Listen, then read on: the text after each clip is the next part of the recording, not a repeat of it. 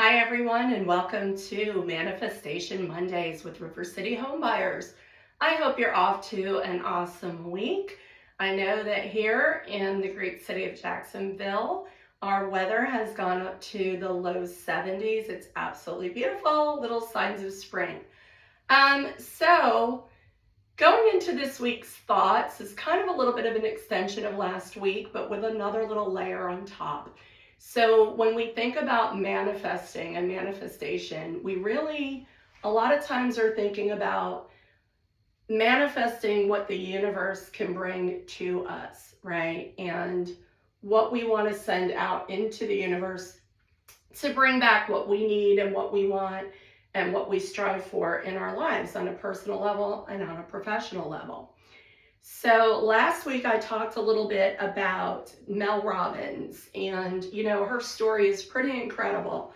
She is an attorney by degree, and however had a very struggling background. She struggled with acute anxiety for many, many years. She had to take a lot of medication for that. And to the point where when she had her child, she could not even be alone with the baby, raising the baby. She had that level of issue. She also had a problem with alcohol at one point that was very detrimental to her marriage and her life. And so, she started to think about what she wanted to accomplish.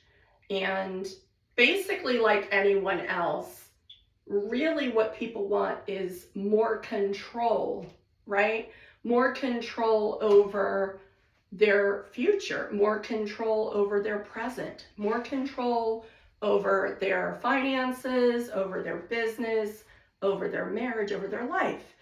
And anxiety stems from feeling not in control, frustration, anger, a lot of different negative emotions that we as human beings have and allow to kind of take over things really are based and triggered by, if you like that term, a feeling of not having control over very significant parts of our lives, very critical parts.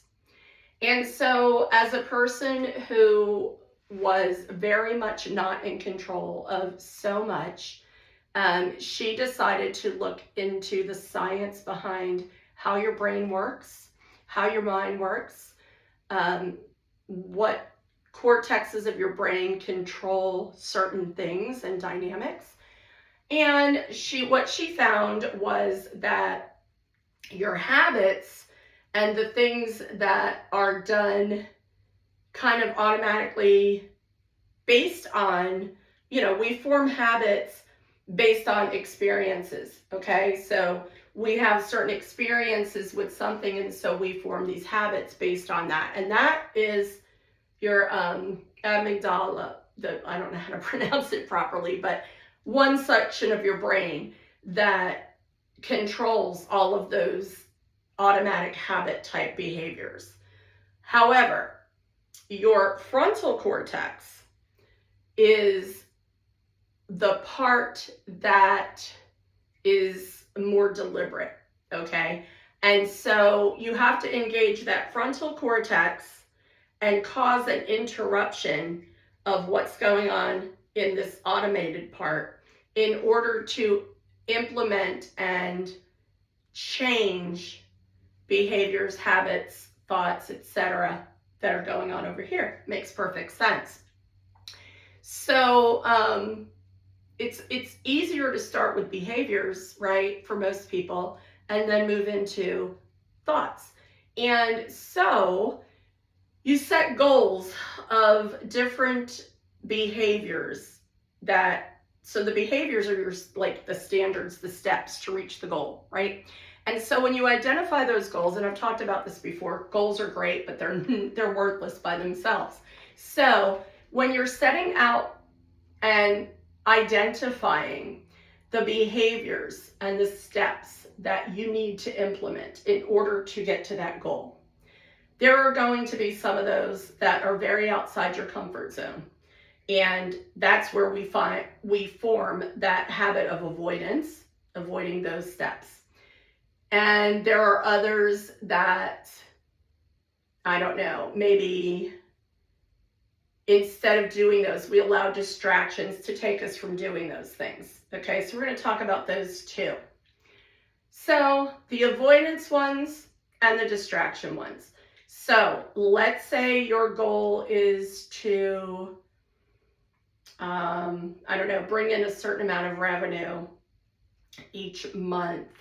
And one of the steps and behaviors to doing that requires you to take an action that you really want to avoid at all costs because you really just hate doing this one thing.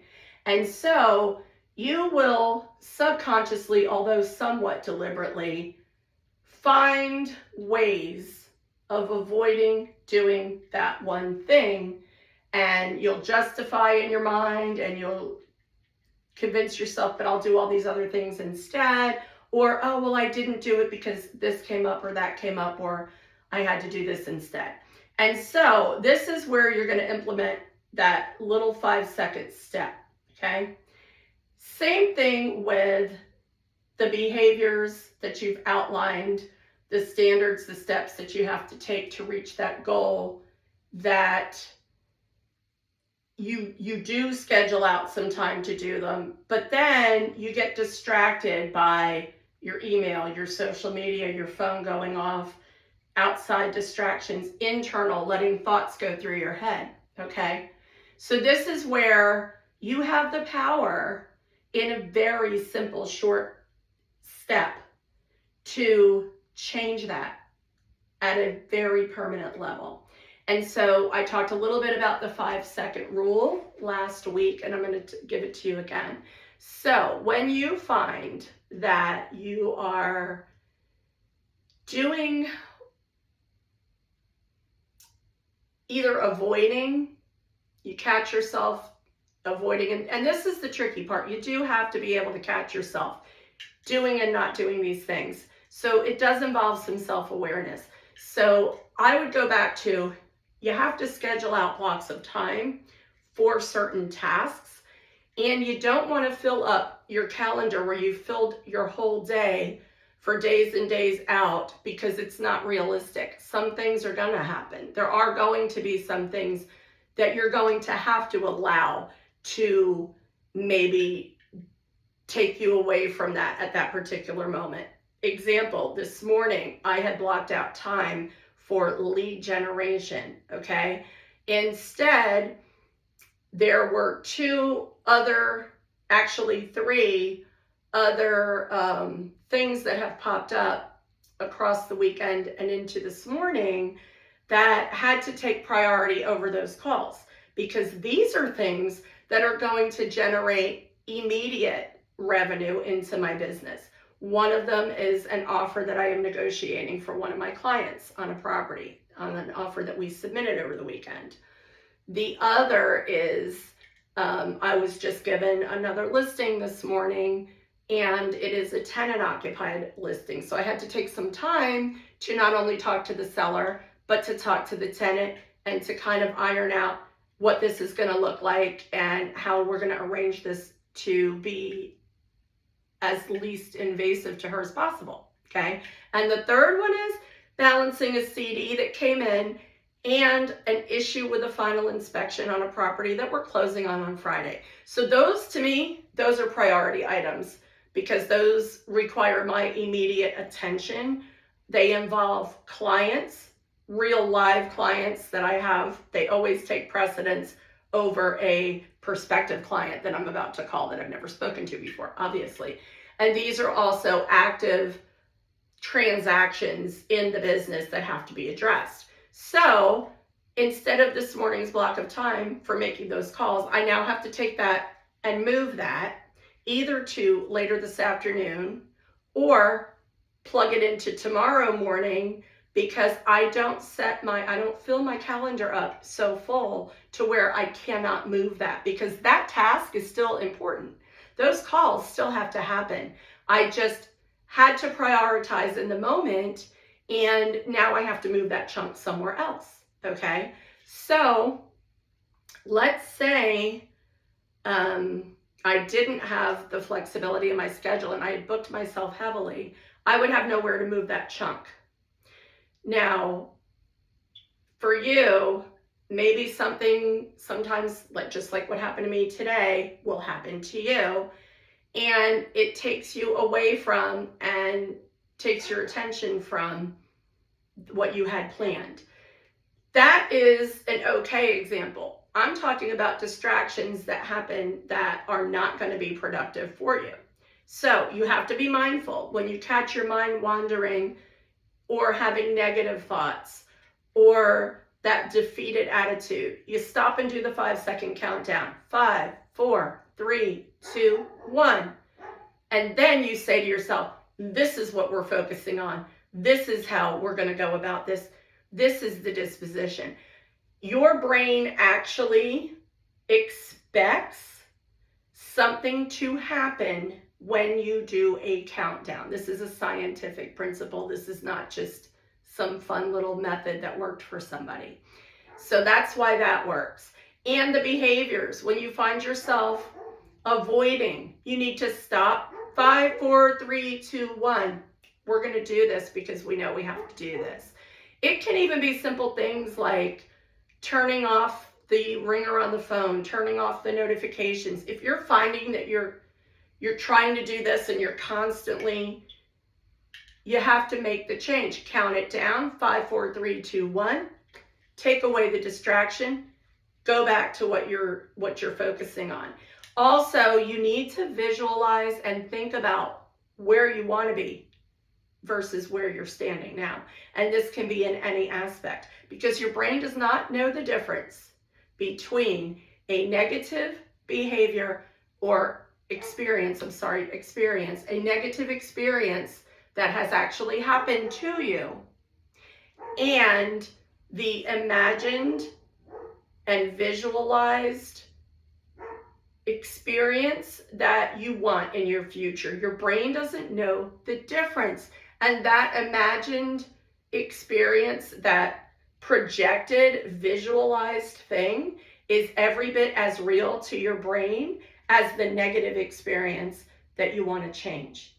So implementing this 5, 4, 3, 2, 1, this allows you to take so much control over your destiny, over your business, over your personal life, over your behaviors, your thinking, how you approach everything, how you talk to yourself inside your head, all of it.